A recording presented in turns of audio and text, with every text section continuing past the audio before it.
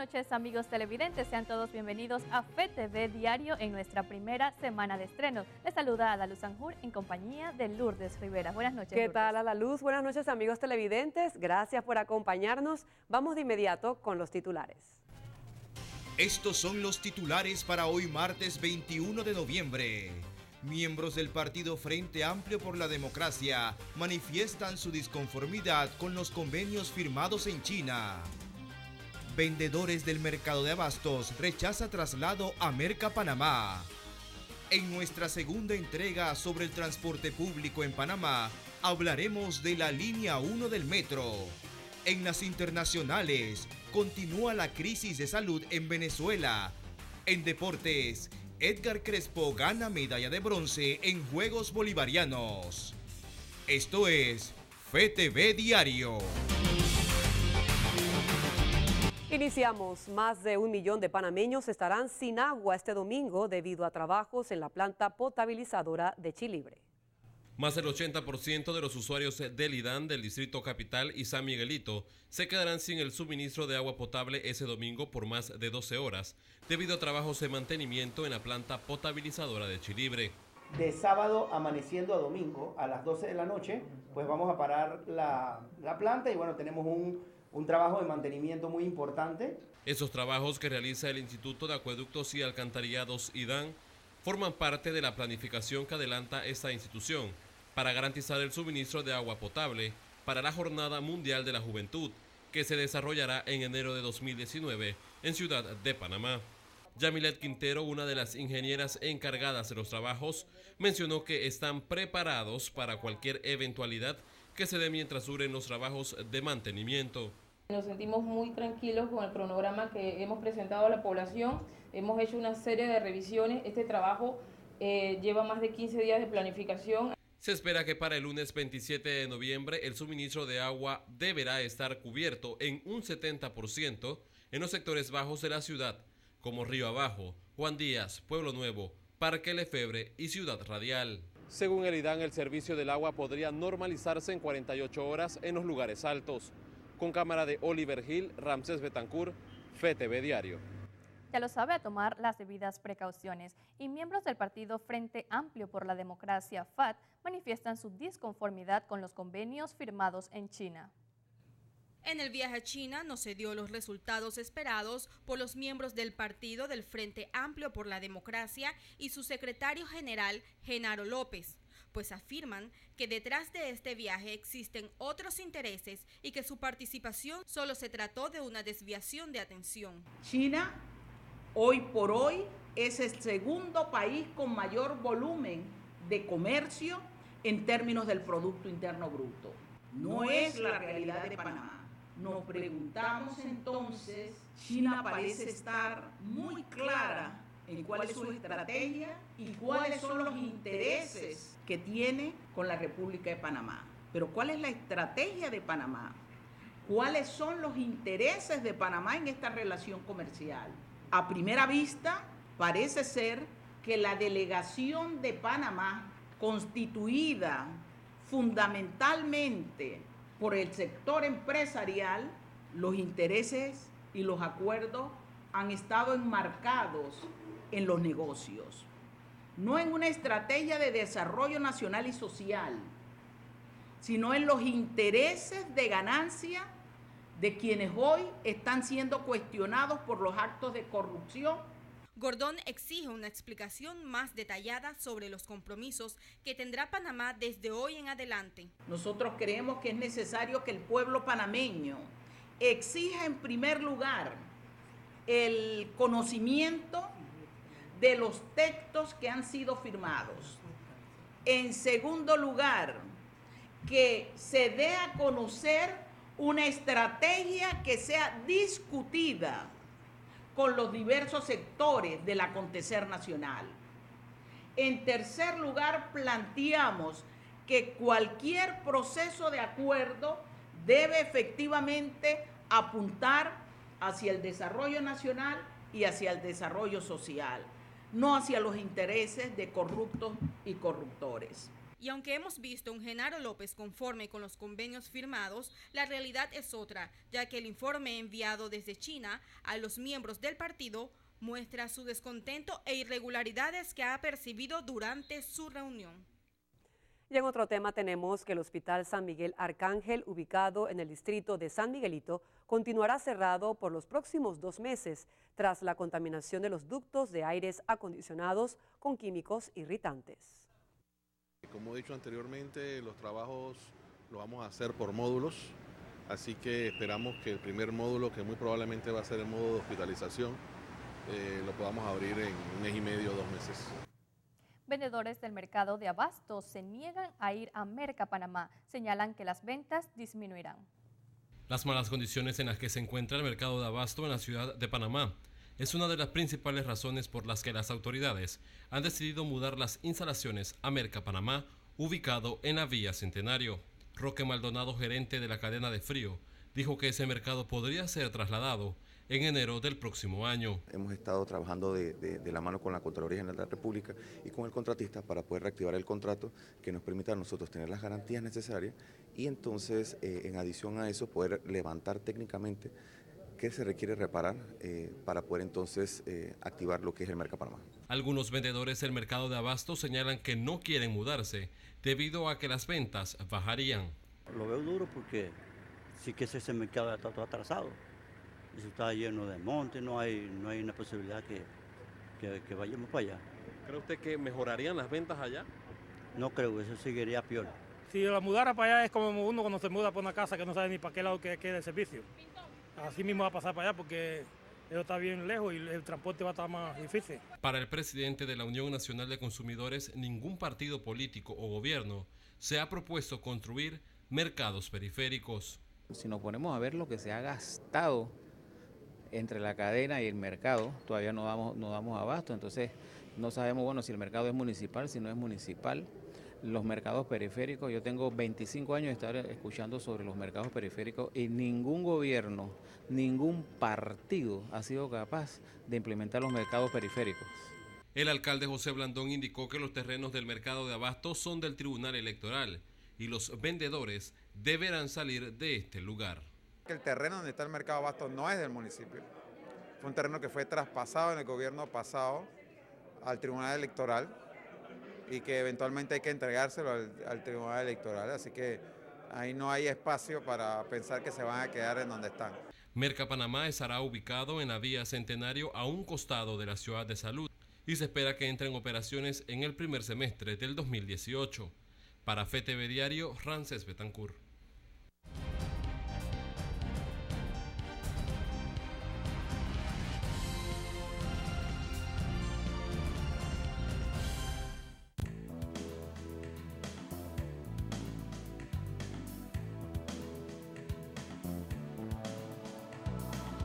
Y ya está con nosotros el profesor Edwin Cabrera para el análisis de esta noche, y es que se da una situación de tensión en los colegios particulares. Profesor, buenas noches. Buenas noches, Lourdes. Buenas noches, buenas noches, amigos televidentes. Efectivamente, hay una situación que se está dando de tensión con los padres de familia, fundamentalmente, dentro de las escuelas particulares, y obedece a una situación no generada por los propios colegios particulares. Y aquí estoy hablando en general, porque hay que advertir que las escuelas católicas no forman parte de la denominada UNCEP, Unión Nacional de Centros Escolares Particulares, algo parecido. Las escuelas católicas no forman parte de esa organización, pero igual también son escuelas particulares. ¿Y qué ocurre? En la administración anterior del presidente Martinelli, en una movida que al día de hoy yo todavía no la termino de entender, porque si fue desde el punto de vista electorera le salió pésimamente mal, decidieron aumentarle $900 a los educadores en tramos de 300 cada tantos años. El último lo recibieron este año 2017 y el siguiente lo deberán recibir, no recuerdo si en el 2019 o 2020. En principio uno podría decir, bueno, ese es un problema que tiene que resolver el Estado en función de las escuelas públicas. Pero ¿qué resulta? Que en virtud de una serie de acuerdos de huelgas en el pasado, ya de las finales de la década del 70, se pactó que cada dólar que se aumenta en el sector público se aumenta en el sector privado. Y ahora viene el dolor de cabeza.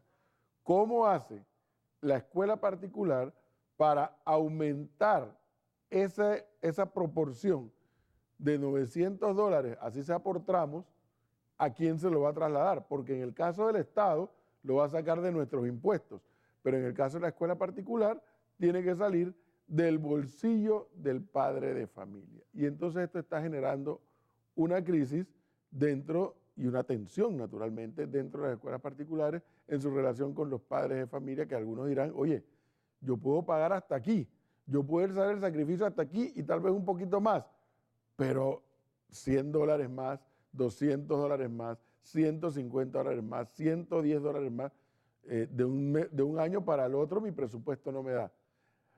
Pero observen ustedes, amigos televidentes, que entonces ahora se suscita otro problema, tal vez de mayores dimensiones, que el de poner de acuerdo a los dueños de escuela particular, a los directores, con el padre de familia.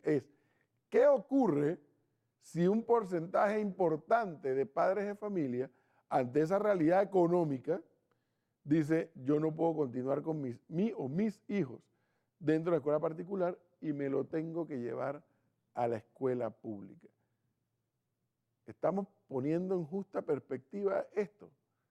Las escuelas particulares, según he escuchado a sus dirigentes, reciben o atienden a aproximadamente a 150,000 estudiantes en el país. Imaginémonos por un segundo nada más que 20,000 de esos 150,000 vayan hacia la escuela pública.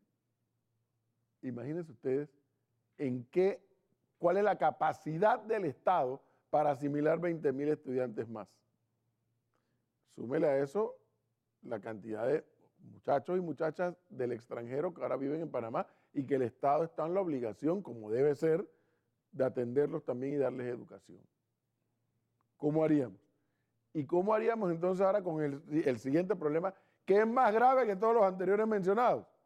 La calidad de la enseñanza en nuestros planteles, públicos y privados. El tema es bien complicado porque existe esa relación contractual con el padre de familia y la escuela, por un lado. Por otro lado, está el tema de la calidad de la educación. Cuidado, que con esto no estoy diciendo que porque la escuela es privada es buena y porque la escuela es pública es mala. No estoy diciendo eso. Lo que estoy diciendo es que si hay algo que caracteriza a la escuela particular es el nivel de supervisión, que es lo que en alguna medida busca el padre de familia para poder encontrar un mejor nivel de enseñanza supuestamente. Entonces, fíjense ustedes que lo que comenzó como un problema de carácter salarial, lo que comenzó como tal vez un componente político electoral en el momento que la administración anterior tomó esa decisión y que ahora la administración actual tomó otra decisión más, que fue darle el aumento a todos sin ningún tipo de evaluación, que la verdad sea dicha, la administración pasada sí había puesto una serie de requisitos para dar el aumento. Llegó la administración Varela con su ministra de Educación y dijo, no, ningún requisito, 300 para todos y los otros 300 que faltan en el 2019 o 20. Pero resuelto el problema económico en el Estado y aún no resuelto en la escuela particular, subyace lo que les acabo de decir, la calidad de la enseñanza en el sector público y privado. Es necesario que además de evaluar y discutir sobre la situación económica y en virtud de esas decisiones de haber aumentado el salario de los educadores, cosa con lo cual por principio yo estoy de acuerdo, pero obviamente los incrementos salariales tienen que ser en proporción a lo que puede resistir, por un lado, la economía del país en el sector público y por otro lado la economía y la realidad de la economía familiar de los que envían a sus hijos a las escuelas particulares. Pero reitero por tercera vez, el problema al final de la historia, amigos televidentes, no es exclusivamente de carácter económico. El verdadero problema es la calidad de la enseñanza.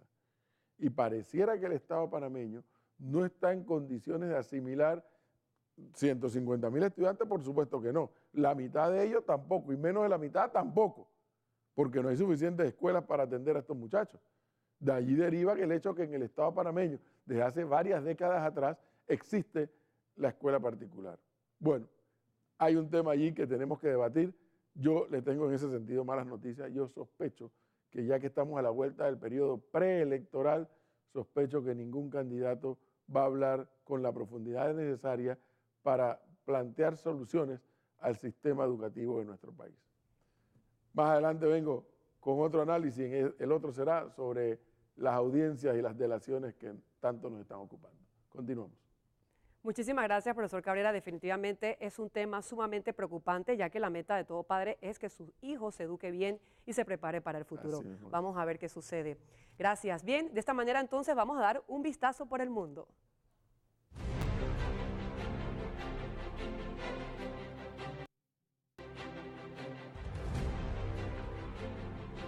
Y luego de que los Estados Unidos incluyera a Corea del Norte en la lista de patrocinadores de terroristas, China pidió diálogo para solucionar esta situación.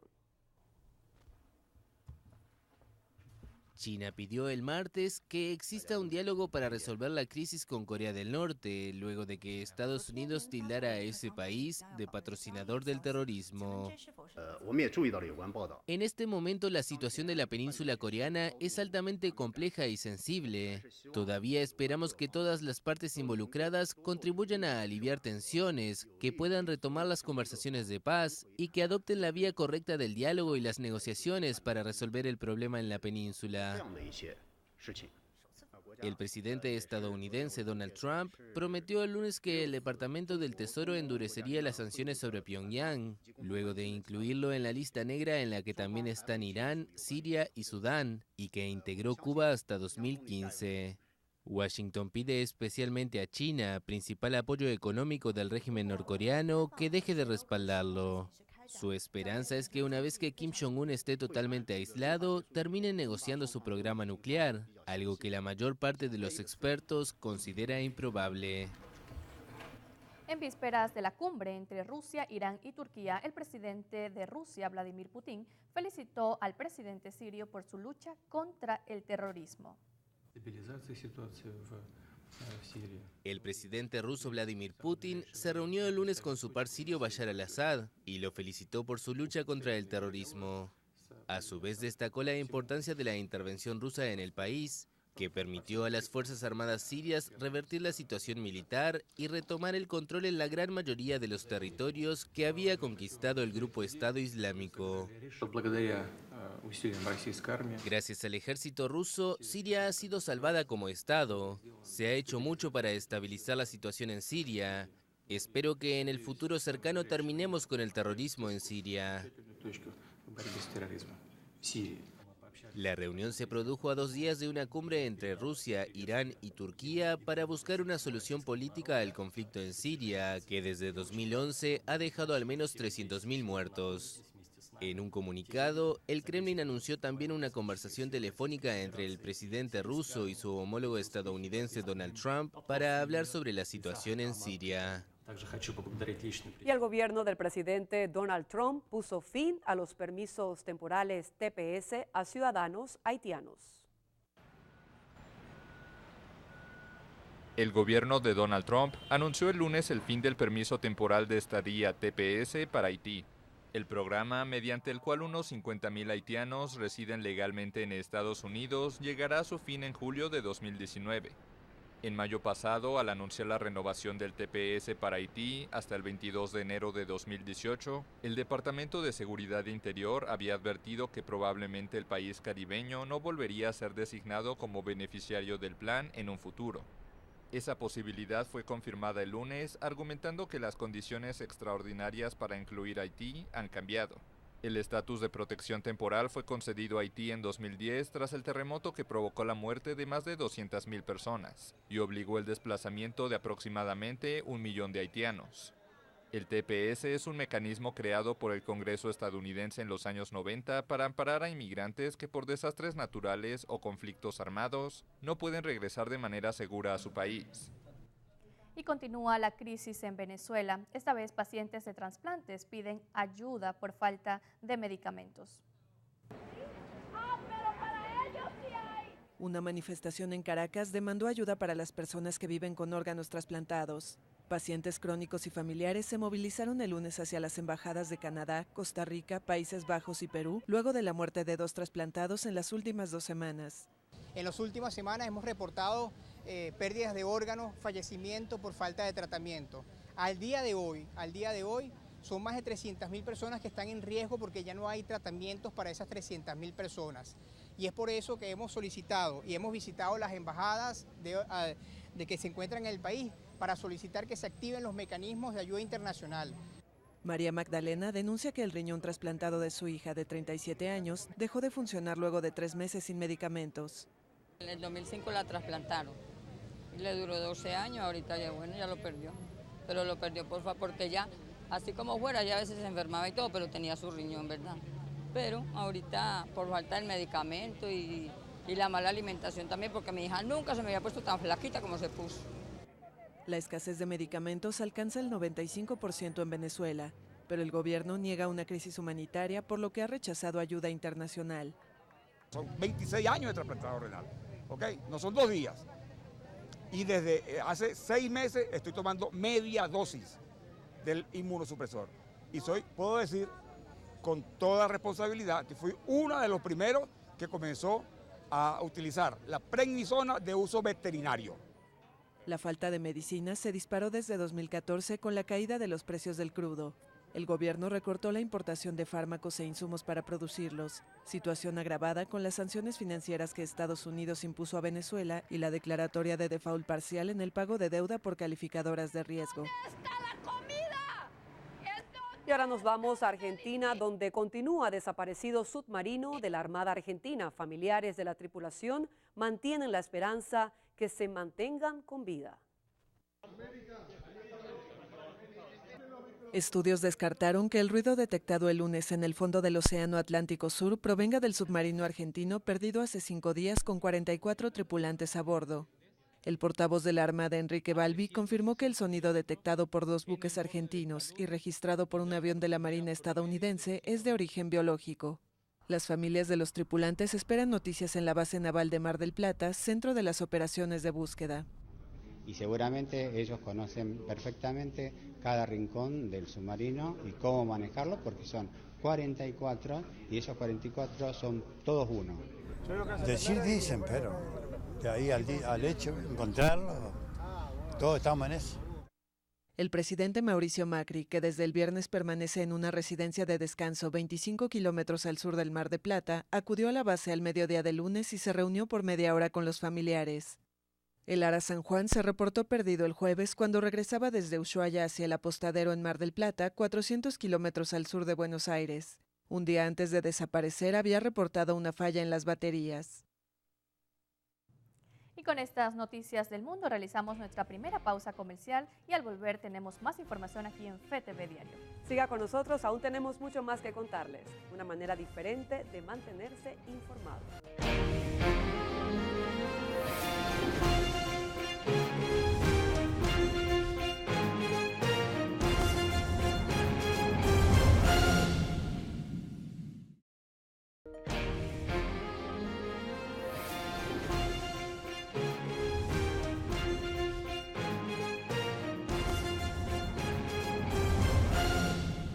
Esto es FETV Diario, gracias por acompañarnos. Vamos de inmediato con las noticias eclesiales.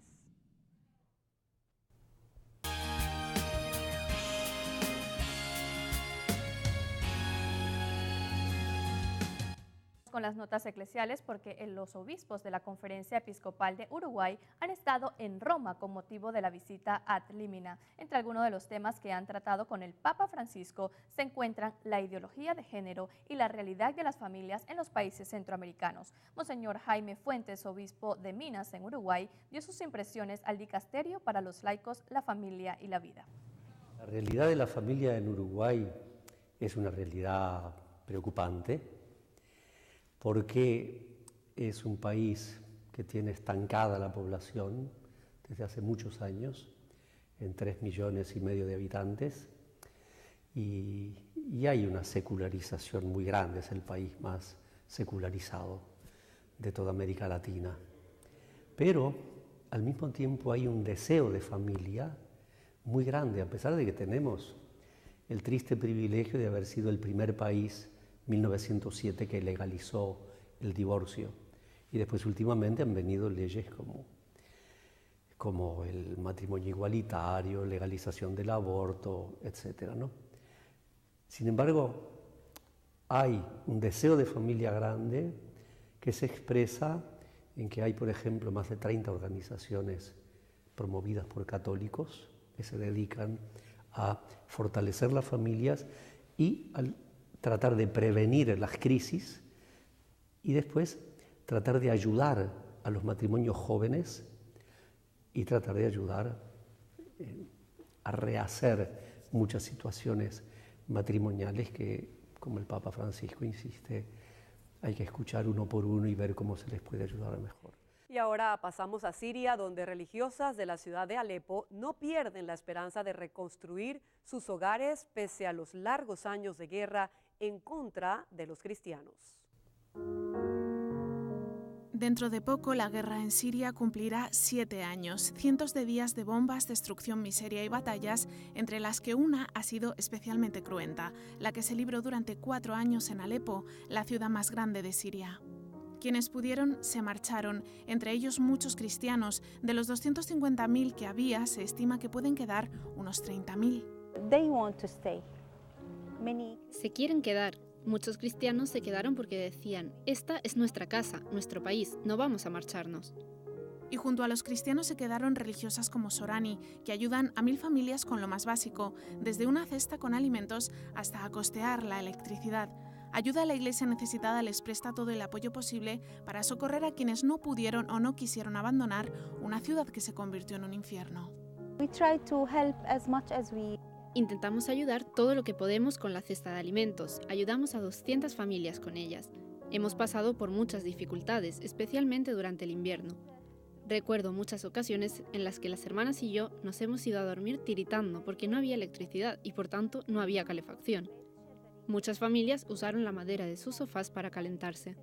Han sido 4 años muy duros en una ciudad totalmente dividida donde los cristianos han sido en muchas ocasiones blanco de los ataques de distintos grupos radicales. Alepo ha visto morir a muchos de sus ciudadanos y malvivir en el umbral de la pobreza a otros que gozaron de prosperidad económica en otro tiempo. Han sufrido mucho. Mantener su dignidad es lo más importante. Mantener su dignidad y también su fe, fortalecida y debilitada durante el conflicto. Por eso, Sorani pide oraciones, primero para cambiar los corazones de quienes hacen la guerra y después para que los cristianos sirios no se sientan solos. Nos recuerda el mensaje de San Pablo, de si una parte del cuerpo sufre, todo el cuerpo sufre. Eso nos hace sentir que somos una parte del cuerpo, que todos somos un cuerpo y que sufren con nosotros, que nos apoyan en todo.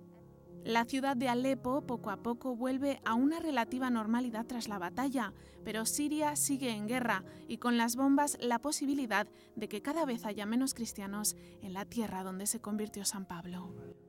Muy triste ver una ciudad destruida, pero hay esperanza con estos hermanos cristianos. Vamos a pasar ahora a lo que ha dicho el Papa Francisco esta mañana en su homilía en Casa Santa Marta.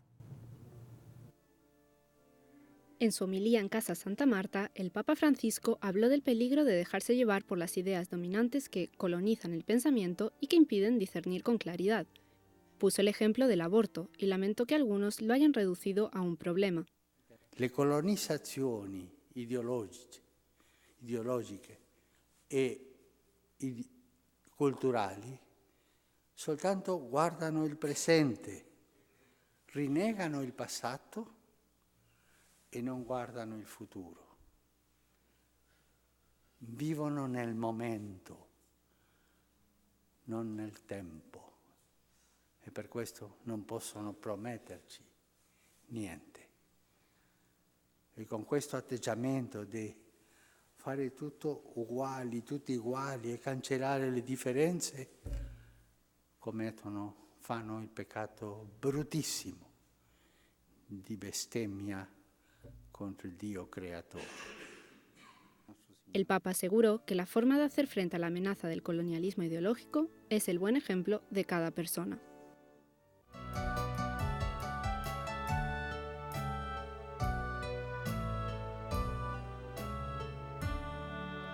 Y el padre Francisco Verar está con nosotros porque el miércoles pasado el Papa Francisco hizo un llamado a todos los fieles durante su audiencia general. Gracias, compañeras. El Papa el miércoles pasado, durante la catequesis que él hace todos los miércoles en la Plaza de San Pedro, hizo referencia sobre la Eucaristía como la oración por excelencia de la Iglesia Católica. Hay muchos cristianos católicos que asisten a misa los domingos, no saben que la Eucaristía es una oración, es una plegaria que el sacerdote a nombre de la comunidad presenta a Dios Padre. En esa plegaria lo más importante, obviamente, es el sacrificio de nuestro Señor Jesucristo en la cruz, que se actualiza en cada celebración. Además, es un banquete, es acción de gracia y es anticipo de la eternidad.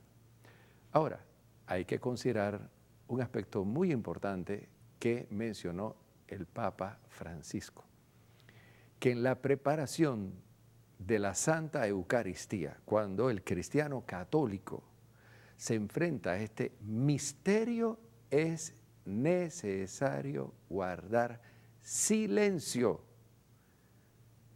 Yo digo en esto, el Papa nuevamente nos ha dado, como decimos en Panamá, en el clavo. ¿Qué ocurre en las celebraciones de los funerales, celebraciones de matrimonio? Incluso los domingos cuando vamos a misa hay una tertulia, hay un compartir fraterno que es bonito, es significativo, pero obviamente nos está separando de la importancia del misterio que se va a desarrollar.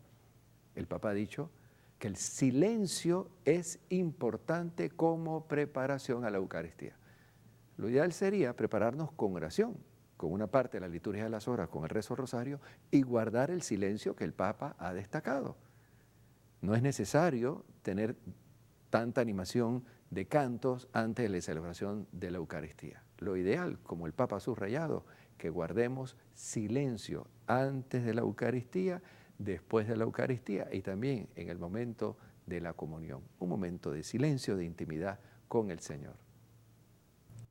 Muchísimas gracias, Padre, por estar con nosotros y darnos ese enfoque pastoral. Vamos a pasar a otra información porque los bomberos de Panamá inauguraron su centro de operaciones de emergencia a fin de brindar una respuesta más efectiva. Este proyecto consiste en colocar un sistema de videovigilancia en las estaciones principales de cabeceras de provincias para monitorear el movimiento de salida de los camiones de extinción. Durante una emergencia, se iniciará con un plan piloto en las zonas regionales de Herrera y Los Santos.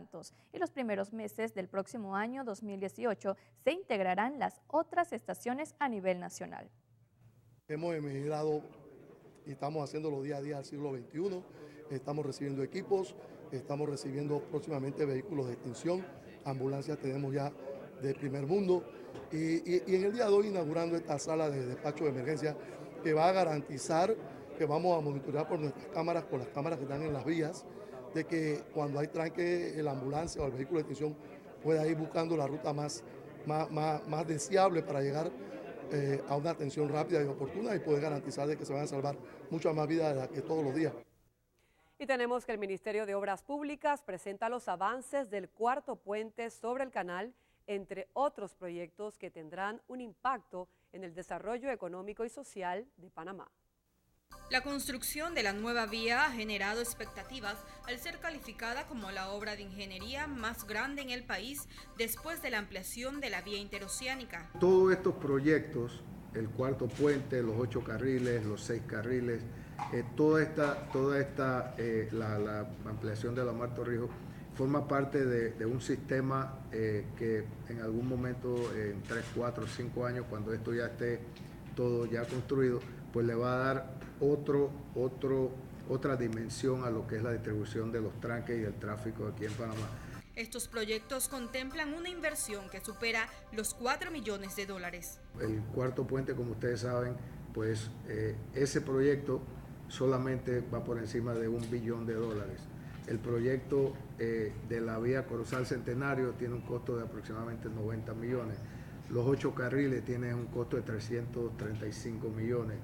cuando uno va sumando el costo del monorriel hacia el oeste, con las estaciones que se le van a poner en Albrook, en Balboa y todo lo demás, tiene un costo de más de 2.000 millones de dólares. Entonces, cuando uno menciona esto, Panamá es un país, diría yo, o uno de los pocos países donde ya las obras no cuestan 1 millón, no se habla de millones de dólares, sino de billones de dólares. Participan en esta licitación compañías procedentes de Italia, España, China, Corea y Estados Unidos. Con cámara de Jorge Camargo, Jennifer Sanjur Padilla, FETV Diario. Los índices de femicidio en Panamá han estado disminuyendo en comparación con el año pasado. Así lo indicó este martes la directora del INAMU, Liriola Leto, en medio de un conversatorio donde dio detalles de la próxima convención sobre violencia contra la mujer que se realizará en Panamá el próximo lunes. Los casos de femicidio no han disminuido como quisiéramos en términos de, bueno, disminuyeron en comparación con el año pasado.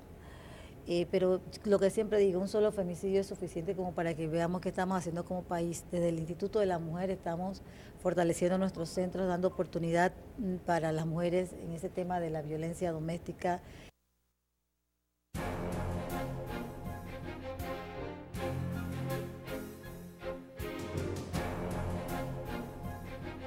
Luego de 3 años de su inauguración, el Metro de Panamá se ha convertido en una solución para los usuarios del transporte público.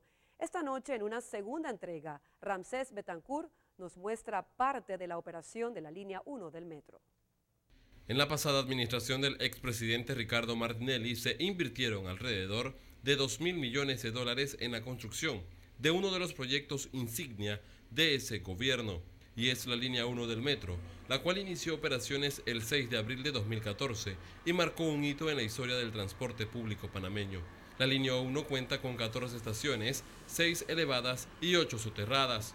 Tiene un tiempo de recorrido de 26 minutos entre la estación de Albrook a San Isidro y actualmente brindan el servicio más de 20 trenes diariamente. ¿Pero se ha preguntado usted cómo funciona el metro de Panamá? FETV Diario conversó con el director de operaciones del metro, Luis Carlos Díaz, quien explicó parte del arduo trabajo que se hace diariamente en el centro de operaciones del metro de Panamá.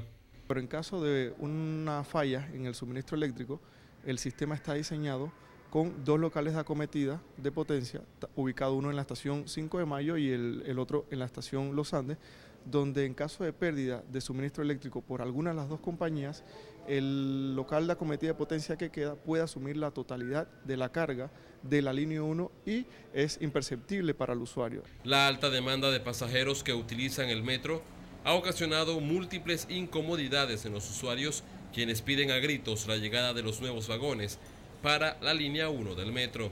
Nosotros hablamos con el licenciado Roy al respecto y nos reunimos con él allá en su oficina del metro y donde él nos dijo a nosotros le pusimos la problemática a nosotros, o sea, que nosotros a la hora pico de ir, a la hora pico de venir a nuestra casa, eso se llena demasiado tanto así que hay problemas, discusiones, empujones. Entonces nos dijo que nos iba a poner 2 vagones más. Hasta la fecha estamos esperando y esos 2 vagones todavía no han llegado. Según el director de operaciones de este sistema de transporte, el primer tren de 5 vagones podría estar en funcionamiento en enero de 2019. Es un contrato que incluye el suministro de 70 vagones adicionales, con lo cual estamos aumentando la capacidad de servicio en un 120%. Hoy en día contamos con 60 vagones, 20 trenes de 3 vagones y estamos llegando a 130 vagones. Recientemente el Ministerio de Obras Públicas presentó el avance de los estudios para la rehabilitación de la vía transísmica, la cual será rehabilitada desde Plaza Ágora hasta el sector de San Isidro. Nosotros nos comprometemos a reparar los 6,5 kilómetros, 7 kilómetros que van desde la Plaza Ágora hasta la estación de San Isidro y de ahí en adelante hasta la milla 8 el metro va a licitar un proyecto aparte. Con cámara de Oliver Hill, Ramsés Betancourt, FETV Diario. Mañana no se pierda la última entrega de este análisis del transporte en Panamá con la línea que está en construcción, la línea 2 del metro. Así es, conoceremos los avances de estos trabajos, las medidas que hay que tomar y para que usted no se estrese, amigo televidente, así que a estar pendiente. Vamos a hacer una breve pausa. Al regresar, el profesor Cabrera analizará las audiencias de delación. Al regresar le contamos de qué se trata. Siga con nosotros, esto es FETV Diario.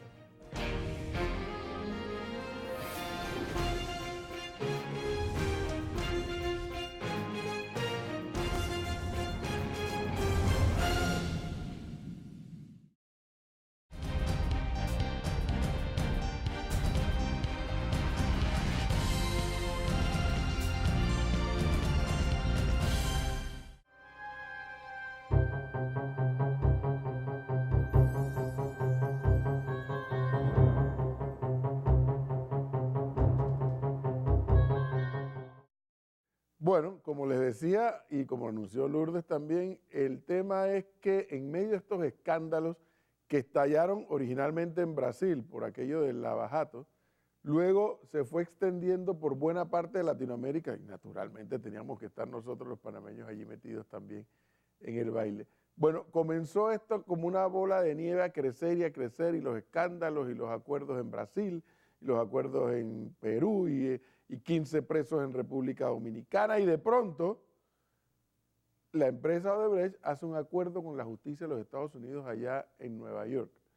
Y en ese acuerdo dice que en lo que respecta a Panamá, en un determinado periodo, ellos entregaron 59 millones de dólares en coima. Eso es lo que dijeron allá. Y en base a ese acuerdo que hicieron con la justicia de los Estados Unidos, la justicia panameña comienza a plantear el tema de, bueno, buscar un acuerdo con dicha empresa. Perdone que repita tanto la palabra acuerdo, pero es el término que se utiliza incluso en la ley. Entonces, hubo que modificar la legislación panameña y en la misma le dieron aún más forma y más fuerza a los denominados acuerdos de delación, que no es otra cosa que aquella persona que es objeto de una investigación o que es parte de todo de una investigación, le dice, oiga, venga acá, si usted me revela cosas nuevas que yo, Ministerio Público, no sepa y en las cuales usted está involucrado, podemos llegar a un acuerdo en donde entonces yo le rebajo la pena o le hago un tratamiento diferente. ¿Por qué? Por colaborar con la justicia. Es difícil estar de acuerdo con esa idea. Países mucho más desarrollados y que han evolucionado más en materia de administración de justicia tienen esta figura porque con eso contribuyen a que las investigaciones sean más rápidas y puedan dar con los verdaderos y más grandes culpables, los más grandes culpables, porque los otros son culpables de chiquitos, pero al fin y al cabo son culpables. ¿Qué ocurre? Estos acuerdos de delación tienen que ser avalados por un juez. Y el pasado 9 de noviembre, los panameños pudimos ver y escuchar cómo se dio esta primera audiencia de homologación de los acuerdos. Y allí nos enteramos ya no de los nombres, porque los nombres objetivamente no eran nada nuevo. Lo nuevo fue los montos que pagó la empresa para agilizar trámites. Una vez los panameños nos enteramos de estas audiencias del pasado 9 de noviembre, todos pensamos, yo creo que lo mismo. Bueno, ahora la justicia sí va a tener que actuar y podremos conocer los grandes responsables, los chiquitos también, pero los grandes. ¿Qué pasó con toda esa plata del Estado panameño? Resulta que en días pasados hubo una audiencia. Primer problema, a puerta cerrada, no fue transmitida, no fue de dominio público. ¿La ley lo permite? Por supuesto que la ley lo permite. Pero después que habíamos visto y escuchado la del 9 de noviembre, por la tranquilidad del país, yo creo que tanto el juez como la fiscal no debieron haber aceptado la petición de que fuera a puerta cerrada por seguridad y por amenazas de la persona que iba a hacer la delación. Y creo que no la debieron haber aceptado simplemente por la denominada transparencia. No me vengan con la historia que ahora todo está en el expediente y busque el expediente y léalo en el expediente. No, porque el resto del país no somos abogados, ni tenemos por qué saber interpretar estos temas. El resto del país lo que quiere es la transparencia en la administración de justicia. Pero no conforme el juez y la fiscal en haber acordado aceptar la petición del abogado de la defensa en que fuera puerta cerrada, ahora nos enteramos que, oye, gracias, como tú has colaborado, como en efecto tengo entendido que colaboró el señor, nada más me vas a devolver $1 millón, nada más me vas a devolver $1 millón. Y nada más te voy a poner unos días multas de tanto. Y en todo la fiscal estuvo de acuerdo. ¿Qué quiere la fiscal y el juez que pensemos los panameños con este tipo de medidas?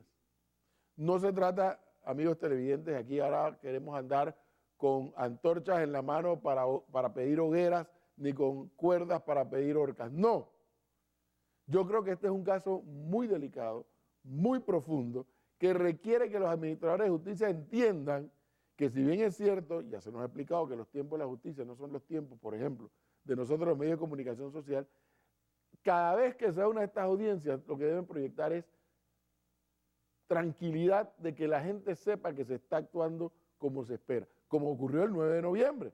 El 9 de noviembre, para mi gusto, el Ministerio Público quedó bien parado.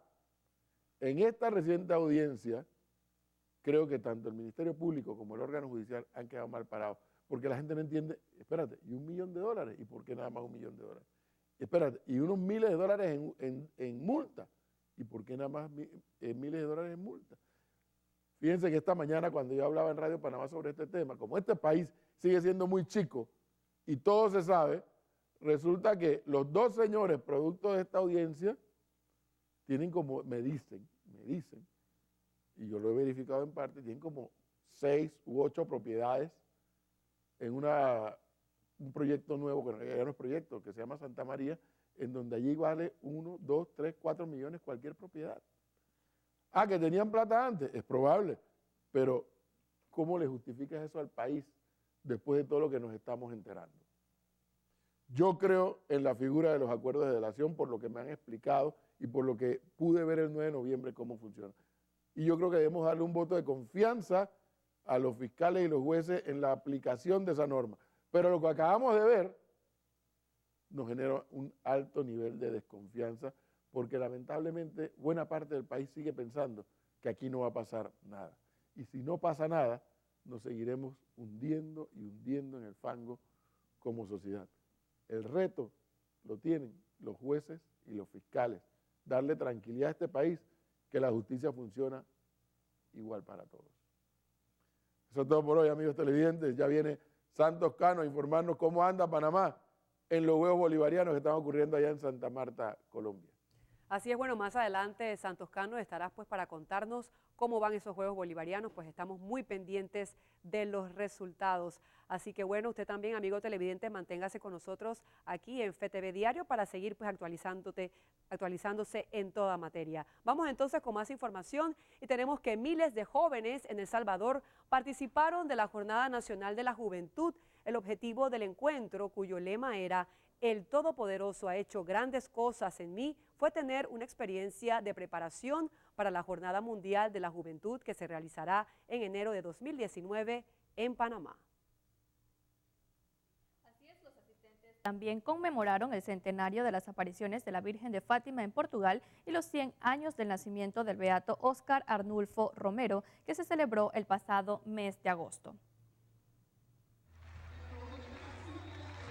Y tenemos que en declaraciones el obispo auxiliar de San Salvador indicó: estamos muy contentos esta mañana, hay mucha alegría, esperanza, mucho contagio de la juventud. La cultura es difícil, pero con esta juventud y con Dios creo que todo puede cambiar. Los jóvenes están esperando con mucha ilusión la JMJ y hay que rezar para no faltar.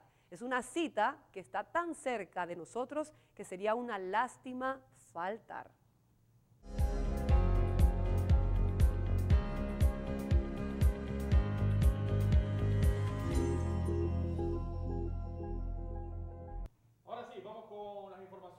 Deportivas y bueno, no nos está yendo también en los Juegos Bolivarianos, pero ya vamos a repasar eso, lo que está ocurriendo el día de hoy allá en Santa Marta, Colombia. Vamos a hablar un poquito de fútbol porque ya este viernes se viene la gran final de la Liga Nacional de Ascenso. Así es, en el Estadio Maracaná El Costa del Este Fútbol Club se va a estar enfrentando al Atlético Nacional, al equipo de la policía. Hoy estuvimos en horas de la mañana presenciando la práctica de Costa del Este, que se quedó corto la temporada pasada. Recordamos que perdió la gran final contra el Club Atlético Independiente, quien fue que terminó ascendiendo a la LPF. Ahora están a las puertas de una nueva oportunidad y logramos conversar con su entrenador, Ángel Sánchez. Estamos en la semana que queríamos estar. Esa que uno marca con el marcador, con el resaltador, la más importante, ¿no? Pero atrás hay un trabajo grandísimo. Y el grupo llega, yo siento que en su mejor momento. Quizás no éramos claros favoritos para estar aquí, pero hay un trabajo grande desde el 19 de junio que empezamos la pretemporada. El rival es un claro favorito, ¿no? Un rival que viene a descender, con trayectoria, con muchísimo oficio, un grupo de jugadores con experiencia y está por mérito propio en la final. Un grandísimo equipo. El viernes esperamos una fiesta y sentirnos arropados por nuestra gente. Gracias a Dios en semifinales vimos mayor cantidad de apoyo y esperamos que este viernes sea el día que tengamos más gente que le podamos regalar la victoria ese día el viernes. Ya estuvimos en Cabra, Santa Fe, en horas de la mañana presenciando la práctica, así que los invitamos a todos este viernes, 8 de la noche en el Estadio Maracaná, Costa del Este, frente a Atlético Nacional, a ver quién gana el primer round, para ver quién sube entonces a la Liga Panameña de Fútbol el próximo año. Vamos a cambiar de tema y hablamos de Edgar Crespo, que ayer alcanzó la medalla de bronce en la especialidad de los 100 metros pechos en los Juegos Bolivarianos que se juegan en Santa Marta, Colombia. Crespo realizó un tiempo de 1 minuto 1:69 segundos, siendo superado por el colombiano Jorge Murillo, quien ganó el oro, y el venezolano Carlos Claviere. Esto fue ayer el resultado para Edgar Crespo. Hoy no le fue tan bien al panameño, quien quedó cuarto, Edgar Crespo llegó quinto, en la final de los 200 metros pecho. Esto fue hoy. Llegó quinto, repito, en la final de los 200 metros pecho, Edgar Crespo. Ayer ganó la medalla de bronce, hoy se quedó por fuera del podio el nadador panameño. Vamos a cambiar de tema, ahora hablamos un poquito de la UEFA Champions League porque Unai Emery está contento con las salidas nocturnas de Neymar, alegando que mientras Neymar entrene bien, puede hacer lo que quiera fuera de la cancha. Esto lo dijo en conferencia de prensa. Recordamos que el PSG juega mañana contra el Celtic y el sábado pasado, después del 4-1 que el PSG le propinó al Nantes, se le vio, obviamente, ustedes saben que en París, allá en Francia, los medios son bien intensos y se le vio de parranda. Aquí está Neymar el sábado en la noche después del partido y obviamente todo el mundo comienza a cuestionarlo, ¿no? Pero mientras siga rindiendo y mientras siga dándole los triunfos al Paris Saint-Germain, a Unai Emery no le interesa. Mañana, grandes partidos, la Juventus recibe al Barcelona y también el Atlético de Madrid en el Wanda, allá en su nuevo estadio, estará recibiendo a la Roma. Hoy, goleada del Real Madrid contra el Apoel. Volvió a la senda del gol Cristiano Ronaldo, así que tranquilidad total en Madrid por la clasificación de su equipo. Y el Mónaco terminó perdiendo ante el equipo alemán, el Leipzig, así que el Mónaco de Falcao eliminado en ronda de UEFA Champions League. Es lo que tenemos en Informaciones Deportivas, compañeras. Muchísimas gracias, Santos Cano. Definitivamente que ese gol de Neymar y el gol del famoso, ¿cómo es que se llama este famoso futbolista? Cristiano Ronaldo fue fantástico, un grito en todo el vecindario. Vamos entonces con más información y tenemos que el día de mañana usted no puede dejar de unirse a la jornada de oración por la JMJ como cada 22 de mes. El padre Rafael Ochomogo tiene una invitación muy especial para todos los jóvenes. Jóvenes, estamos en esta etapa de preparación, concienciación, sensibilización hacia la JMJ Panamá 2019. Por lo tanto, el Papa Francisco desde Cracovia nos insiste mucho de que la mejor preparación que nosotros tenemos que tener es a través de la oración. Por eso, también Panamá se prepara en la oración ante este acontecimiento de la Jornada Mundial de la Juventud para enero 2019. Y qué mejor momento estos espacios de oración que los que se viven cada 22 de meses. ¿Por qué? Porque hay en ese momento en donde en algún lugar de la Iglesia de Panamá nos congregamos para orar específicamente por el éxito de la JMJ en Panamá. Así que te invitamos a que sigas preparándote, que en cada lugar, capilla, parroquia, movimiento, grupo de jóvenes, Hechos 22 de cada mes, te unas en oración, ofrezcas al Señor sacrificio de alabanzas y pongas tu vida en torno a Él para que la Jornada Mundial de la Juventud que se va a desarrollar en Panamá en el 2019 sea todo para honra y gloria de Dios. Que el Señor te bendiga y que podamos siempre, unidos en oración, orar por la JMJ.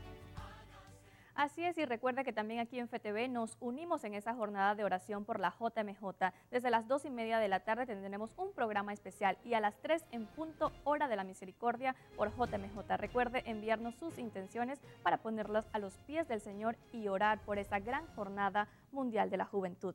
Así es, Adaluz, usted no se lo puede perder, amigo televidente, ya sabe, mañana a partir de las 2 de la tarde vamos a unirnos todos en esa gran jornada de oración por la JMJ. Y hasta aquí las noticias, muchísimas gracias por habernos acompañado. Este noticiero es para usted, especialmente con todo el cariño, así que los esperamos mañana a la misma hora para que usted siga actualizándose de una manera diferente. Buenas noches. Buenas noches.